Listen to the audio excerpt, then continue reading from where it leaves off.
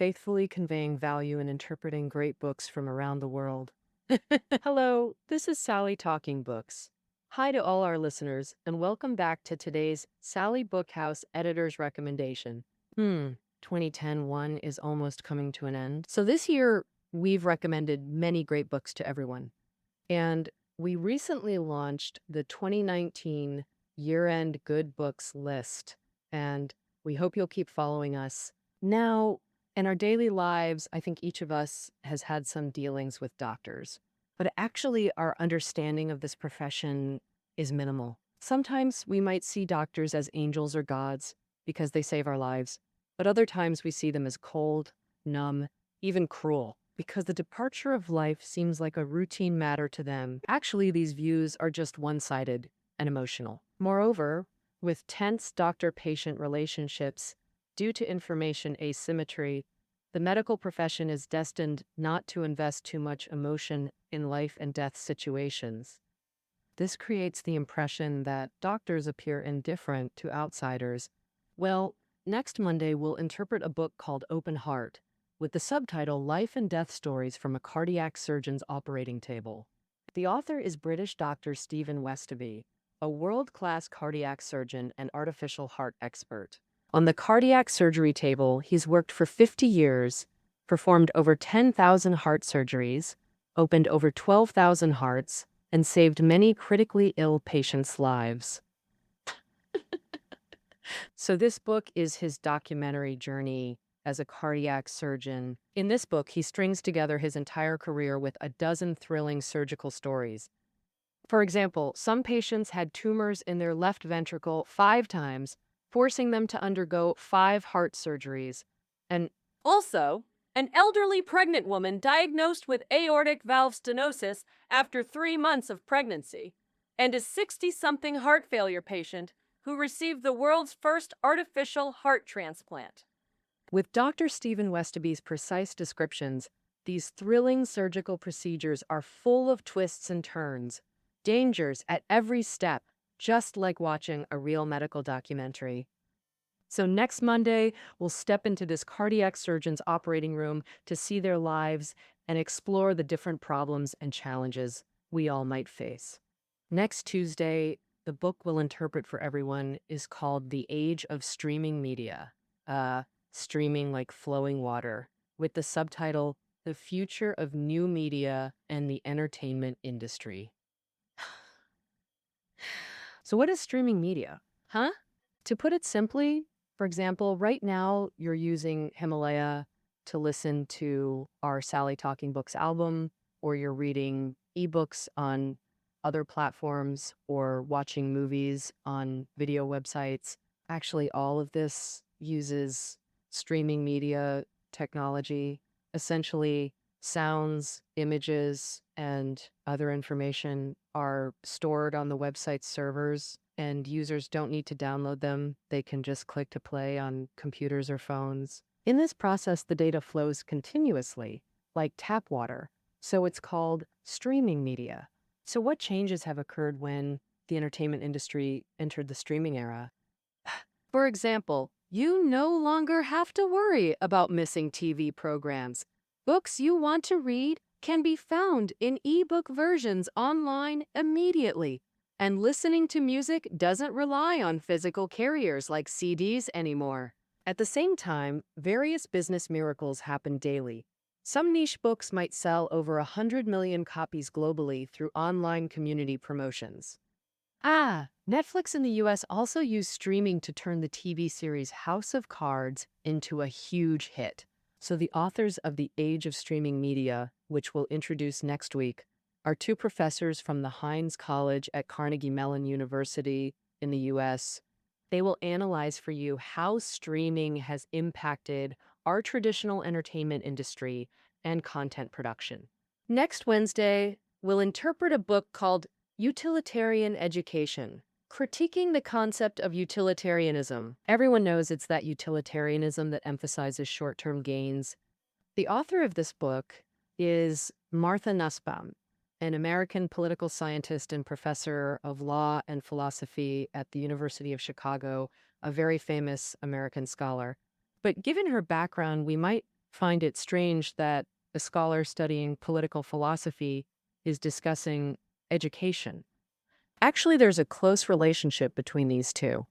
Uh, the author has long studied the history of Western political thought and political systems, and is also very concerned about how these ideas and systems impact contemporary society and how they are implemented and operate.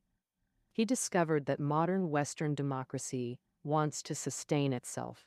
There's a very important reason. It relies on qualified citizens to support it.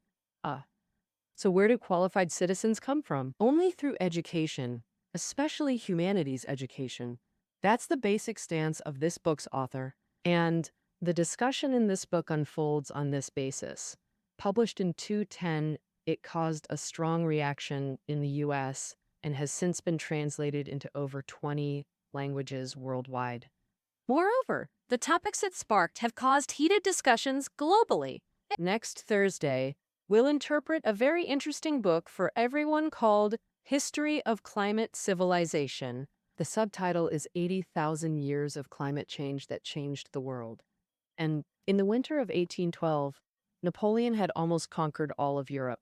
When he led his troops to attack Russia, the last country on the European continent, he encountered sudden extreme cold and hunger.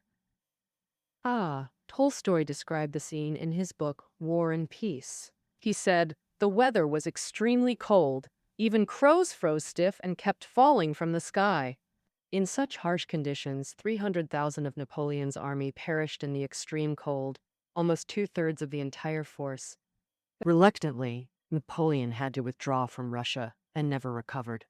Many historians believe that this sudden climate change caused Napoleon's defeat, thereby changing the course of European history. In fact, climate change isn't an accidental event in human history.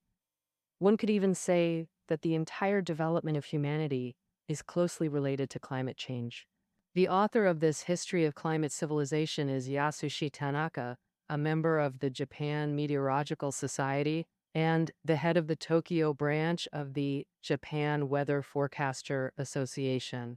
And in this book, it synthesizes the latest research from paleoclimatologists worldwide, detailing how global climate changes have shaped human civilization since humans left Africa 80,000 years ago. Next Friday, the book we'll interpret for everyone is Welcome to the First Grade, Parents' Handbook for Transition from Kindergarten to Elementary School. Speaking of the kindergarten to elementary transition, I believe many of our Sally Talking Books listeners have children in this stage themselves. This could be said to be the first major turning point in a child's development.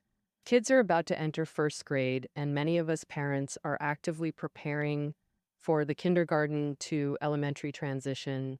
I even know many friends who take their kids to sign up for all sorts of classes. But actually, has everyone thought about what exactly should be connected in this transition and how to connect it? Is it just about learning pinyin basic reading and writing or simple addition and subtraction within 20? If you also have these questions, let's listen to Principal Zuo Li, the lifelong honorary principal of Beijing's famous Shijia Primary School, share his insights. Principal Zuo in this book, Welcome to the First Grade, has carefully organized his decades of teaching experience and written this book for parents. One of his students, the famous actor Pu Kun-shin, renowned child education expert Lu Qin, and famous hosts Yang Lan and Jing Yi-dan, all wrote valuable recommendations for this book. Well, the entire book avoids big theories. Instead, it's all about very down-to-earth, practical things that first grade children should pay attention to at home, school, and in daily life. We believe that interpreting this book next week will definitely help children about to enter first grade and their parents, letting them know how to handle the transition well. Last Saturday, we're going to interpret a book called Behind the Beautiful Forevers for Everyone, which tells the stories of a group of little people in India These little people live in a slum called Anawadi in Mumbai, India, poor but not without hope. India's rapidly developing economy has also brought opportunities and hope to these little people. But a bizarre murder that happened here uncovered the harsh truth of life. This slum in India's largest city feels like an underground city. Here, justice can be bought and sold at will, and life is as worthless as garbage. Corruption and injustice shroud hope. So, is there any possibility for the people living in the slum to escape? The author of this book is Catherine Boo, a Pulitzer Prize-winning American journalist and writer who has focused on poverty-stricken areas for the past 2 decades. Then, starting in 2007, Catherine spent 3 years deep in this Anawadi slum in India and wrote this book, Behind the Beautiful Forevers. This book not only shows the most authentic life in this slum, but also records the entire process of a bizarre murder case.